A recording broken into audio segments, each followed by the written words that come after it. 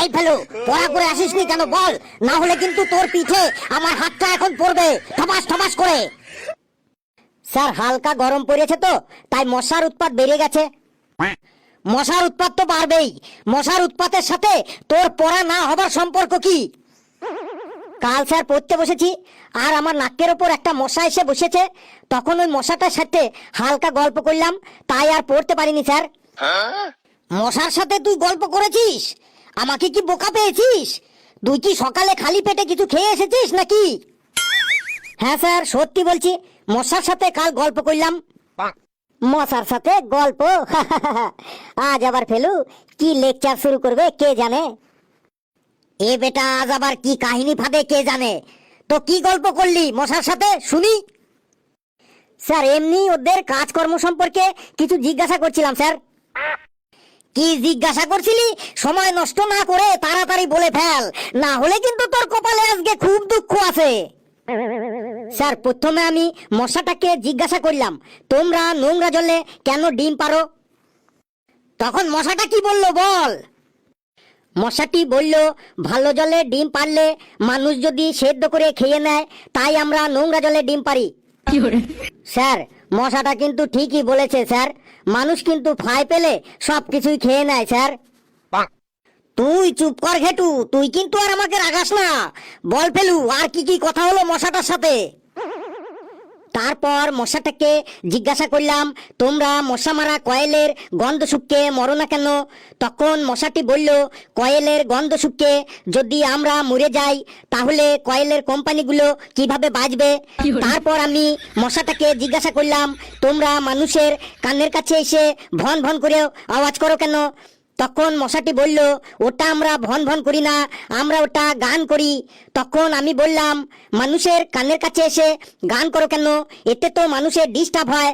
তখন মশাটি বলল, মানুষ তো কান দিয়েই গান শোনে, অন্য কোনো জায়গা দিয়ে তো শোনে না।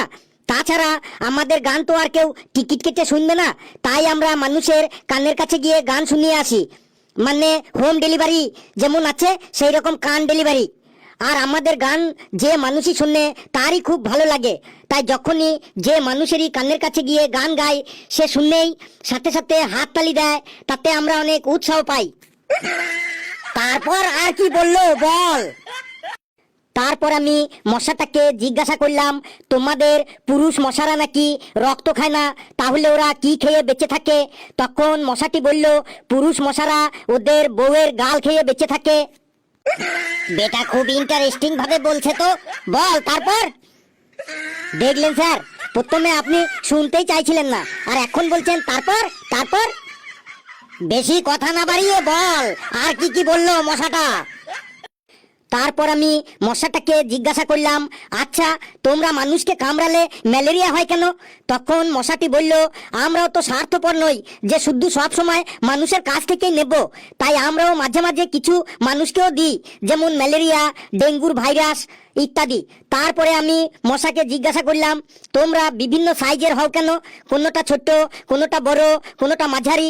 তখন মশাটি বলল, তোমাদের মোটর সাইকেল যেমন বিভিন্ন সিসির থাকে, যেমন 100 সিসি, 125 সিসি, 150 সিসি, 180 সিসি, যেমন আলাদা আলাদা সিসির মোটর সাইকেলের আলাদা আলাদা ক্ষমতা থাকে, সেই রকম আমাদেরও আলাদা আলাদা সাইজের মশার আলাদা আলাদা ক্ষমতা থাকে। কেউ ম্যালেরিয়া ছড়ায়, কেউ ডেঙ্গু ছড়ায়, কেউ বিভিন্ন জ্বর ছড়ায় ইত্যাদি।